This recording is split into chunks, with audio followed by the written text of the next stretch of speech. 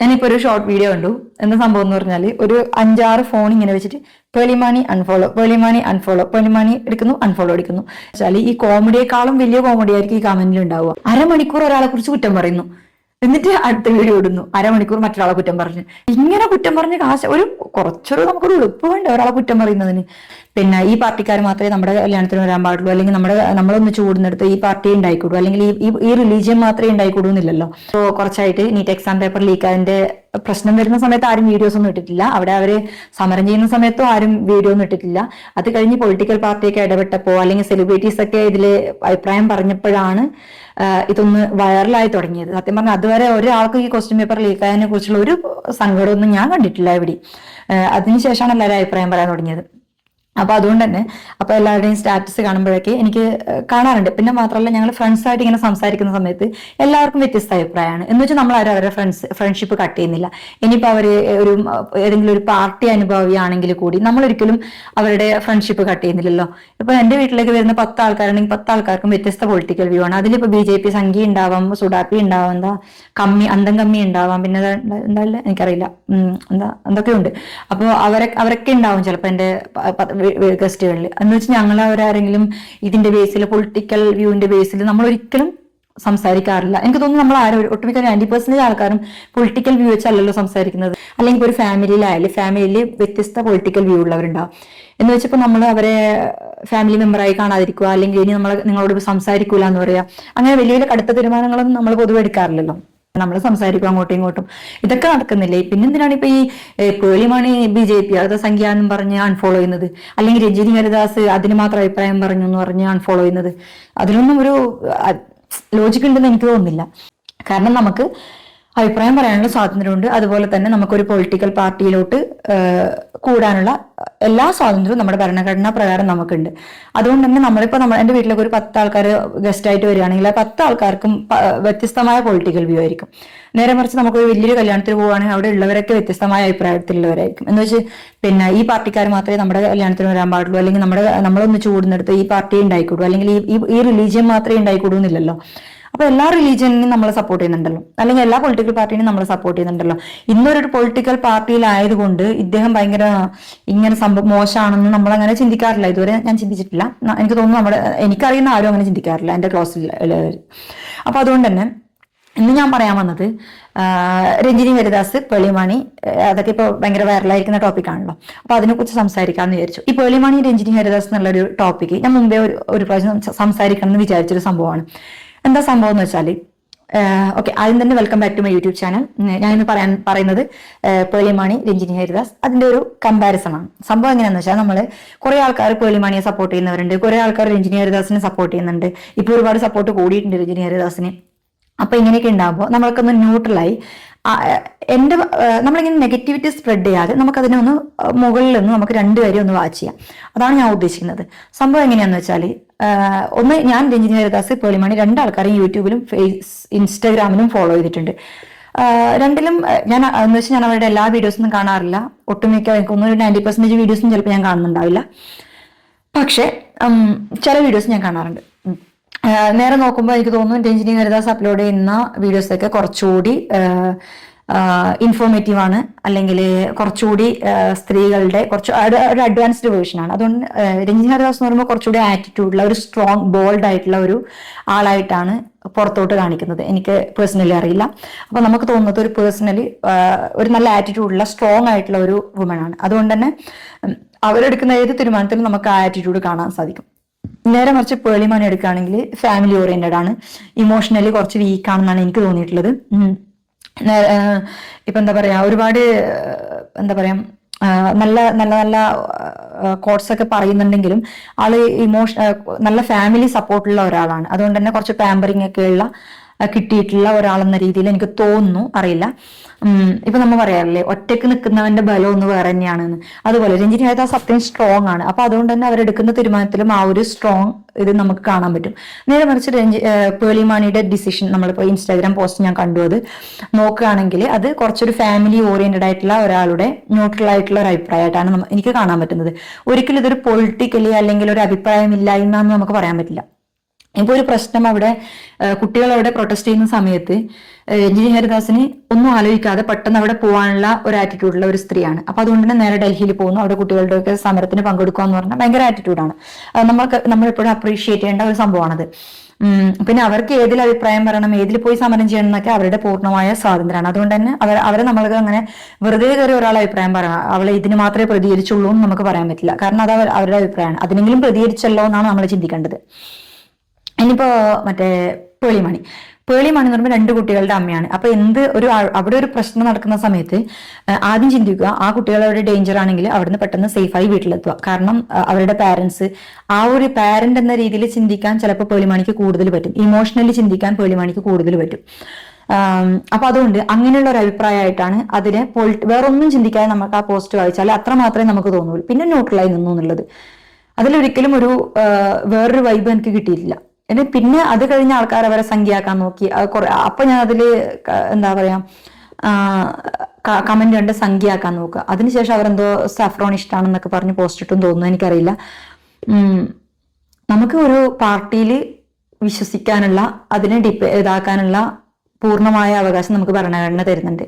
അപ്പൊ അതുകൊണ്ട് തന്നെ നമുക്ക് ഒരാള് സംഖ്യയാണ് അല്ലെങ്കിൽ ഒരാള് കോൺഗ്രസ് അനുഭാവിയാണെന്ന് പറഞ്ഞ് നമുക്ക് അവരെ അൺഫോളോ ചെയ്യേണ്ട ആവശ്യമുണ്ടോ? എനിക്ക് മനസ്സിലാവാത്ത ഈ ഇതൊരു ശരിക്കും പറഞ്ഞ ഒരു ഡ്രാമയാണ് സത്യം പറഞ്ഞാല്. അവിടെ ഈ കുട്ടികൾ പ്രൊട്ടസ്റ്റ് ചെയ്യുന്ന സമയത്ത് കുറെ പൊളിറ്റിക്കൽ പാർട്ടി ഇടപെട്ടിട്ട് ഇതിനെ മുതലാക്കാൻ വേണ്ടി കുറെ ആൾക്കാർ ഇടപെട്ടു. ഒരു എക്സാമ്പിൾ പറയുകയാണെങ്കിൽ ഇപ്പൊ പൊളിറ്റിക്കൽ പാർട്ടി, കോൺഗ്രസ് പാർട്ടി ഇതിനെ യൂസ് ചെയ്യാനാണ് നോക്കിയെന്നാണ് എന്റെ അഭിപ്രായം. കാരണം ഇങ്ങനെ ഒരു സംഭവം നടക്കുന്നത് കുറെ ദിവസമായിട്ട് ഒന്നും അനക്കമില്ല. അത് കഴിഞ്ഞിട്ട് ഓക്കെ ഇതിൽ നിന്നാൽ നമുക്ക് സപ്പോർട്ട് കിട്ടാൻ ചാൻസ് ഉണ്ട് യൂത്തിന്റെ എന്ന് പറഞ്ഞ് അവിടത്തേക്ക് പോയി അതിന്റെ കുറച്ച് വീഡിയോസൊക്കെ ഇപ്പോൾ അതിന്റെ പോസ്റ്റൊക്കെ കുറെ ആൾക്കാർ ഇടുന്നു. ഇത് ശരിക്കും കോൺഗ്രസ്സുകാർ അതിനെ സപ്പോർട്ട് ചെയ്യുന്നു. നേരെ മറിച്ച് ഇപ്പൊ ടോവിനോ തോമസ് എടുക്കുകയാണെങ്കിൽ ടോവിനോ തോമസ് ഇതിന് അഭിപ്രായം പറഞ്ഞു, വേറെ എന്തിനും അഭിപ്രായം, ഇപ്പൊ അമ്മയുടെ കാര്യത്തിന് അഭിപ്രായം പറഞ്ഞില്ല. പക്ഷെ കുറെ യൂത്തിന്റെ സപ്പോർട്ട് ഇപ്പൊ ആർക്ക് കിട്ടി? ടോവിനോ തോമസിന് കിട്ടി. അങ്ങനെ കാണുന്നുണ്ടെങ്കിൽ മാത്രോട്ട് ഞാൻ പറയുന്നത്. അപ്പൊ അതുപോലെ തന്നെ ഇപ്പൊ രഞ്ജിനി ഹരിദാസിനെ നോക്കുകയാണെങ്കിൽ പിള്ളേർ ഇത്രയും കഷ്ടപ്പെട്ട് അവിടെ സ്ട്രൈക്ക് നടക്കുന്ന സമയത്ത് രഞ്ജിനി ഹരിദാസ് ചെയ്ത് നല്ലൊരു കാര്യമാണ്. അപ്പൊ അതിനുള്ള സപ്പോർട്ട് രഞ്ജിനി ഹരിദാസിന് കിട്ടുന്നുണ്ട്.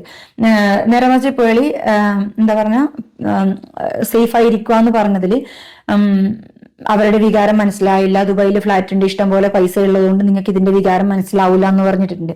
അതിനെ കുറിച്ചൊന്നും ആയിരിക്കില്ല പേളിമണി ഉദ്ദേശിച്ചത്. ഒരു പാരന്റ് എന്ന രീതിയിൽ വീട്ടിലോട്ട് പോയാൽ സേഫ് ആയിരിക്കുക എന്നുള്ളൊരു കോൺസെപ്റ്റാണ് അവിടെ കൊടുക്കാൻ നോക്കിയതെന്നാണ് എൻ്റെ ഒരു പേഴ്സണൽ ആയിട്ടുള്ള വിലയിരുത്തൽ. നമ്മൾ ഈ നെഗറ്റിവിറ്റി സ്പ്രെഡ് ചെയ്തിട്ട് ഈ സോഷ്യൽ മീഡിയയിൽ എന്താ സംഭവം നടക്കുന്നതെന്ന് വെച്ചാൽ കുറെ ആൾക്കാർ ഇതിന്റെ കമന്റ് ഇടും. ഇപ്പൊ ഞാൻ എങ്ങനെയാന്ന് വെച്ചാൽ ഒരു കോമഡി വീഡിയോ കാണുന്ന സമയത്ത് അതിന്റെ താഴെ ഉള്ള കമന്റ് നോക്കാൻ എനിക്ക് ഭയങ്കര ഇഷ്ടമാണ്. കാരണം എന്താണെന്ന് വെച്ചാൽ ഈ കോമഡിയെക്കാളും വലിയ കോമഡി ആയിരിക്കും ഈ കമന്റിൽ ഉണ്ടാവുക. അപ്പൊ ഞാൻ പെട്ടെന്ന് കോമഡി കാണുന്ന സമയത്ത് എന്റെ കമന്റ് സെക്ഷൻ നോക്കും. അപ്പൊ അത് നോക്കുമ്പോൾ അതിൽ ഭയങ്കര ഹ്യൂമർ സെൻസ് ഉള്ളവരായിരിക്കും അതിൽ കമന്റ് ഇട്ടുണ്ടാവുക. അപ്പോൾ അത് കണ്ടിച്ചിരിക്കാൻ എനിക്ക് അതിനേക്കാളും ഇഷ്ടമാണ്. അപ്പൊ അതുപോലെ തന്നെയാണ് ഇങ്ങനെയുള്ള വൈറലായിട്ടുള്ള വീഡിയോസ് വരുമ്പോൾ അതിന്റെ കമന്റ് നോക്കുമ്പോൾ കുറച്ചൊക്കെ പേടിപ്പെടുത്തുന്ന തരത്തിലുള്ള കമന്റ്സും ഉണ്ട്. നമ്മളത് കറക്റ്റ് നോക്കിയാൽ മനസ്സിലാവും ആൾക്കാർ എന്തിനാണ് പേളിമണിയെ റിജക്ട് ചെയ്യുന്നുള്ളത്, അല്ലെങ്കിൽ രഞ്ജിനി ഹരിദാസിനെ എന്തുകൊണ്ട് സപ്പോർട്ട് ചെയ്യുന്നു എന്നുള്ളത്. ഒരു കാര്യം പറയുകയാണെങ്കിൽ ഇപ്പൊ പേളിമണിയെ കുറെ ആൾക്കാർ സംഖ്യയാണെന്ന് പറഞ്ഞ് റിജക്ട് ചെയ്തു. അപ്പോ അതിനോട് എനിക്ക് യോജിക്കാൻ പറ്റുന്നില്ല. അതുപോലെ തന്നെ കുറെ ആൾക്കാർ സബ്സ്ക്രൈബ് ചെയ്തു സംഖ്യയാണെന്ന് ഉള്ളത് കൊണ്ട്. ഒരു ലോജിക്കില്ലാത്ത സംഭവമാണ് അത്. നമുക്കൊരു പാർട്ടി വെച്ചിട്ടല്ല നമ്മളിപ്പോൾ നമ്മളെ വീട്ടിലോട്ട് വരുന്നവരായിട്ട്, നമ്മുടെ ഫ്രണ്ട് സർക്കിളിലുള്ളവരായിട്ട്, അല്ലെങ്കിൽ നമ്മുടെ ഒരു ഇതിനെ വിലയിരുത്തുന്നത്. അവർക്ക് നോളജ് ഉണ്ടോ, അവരുടെ എന്തെങ്കിലും ഇൻഫോർമേറ്റീവ് കണ്ടന്റ് ആണോ തരുന്നത്, അങ്ങനെയൊക്കെ നോക്കിയല്ലേ നമ്മളിപ്പോൾ ഒരാളെ ഫോളോ ചെയ്യുക.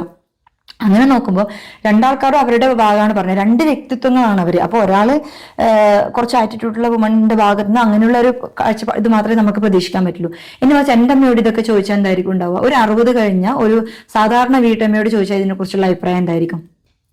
അപ്പോൾ എല്ലാവർക്കും വ്യത്യസ്തമായ അഭിപ്രായമായിരിക്കും. അതുകൊണ്ട് ചില ആൾക്കാർക്ക് ഈ സംഭവം ക്വസ്റ്റ്യൻ പേപ്പർ ലീക്ക് ആയതിനെ കുറിച്ച് അറിയാത്ത എത്ര ആൾക്കാരുണ്ടാവും നിങ്ങൾ ആലോചിച്ചിട്ടുണ്ടോ?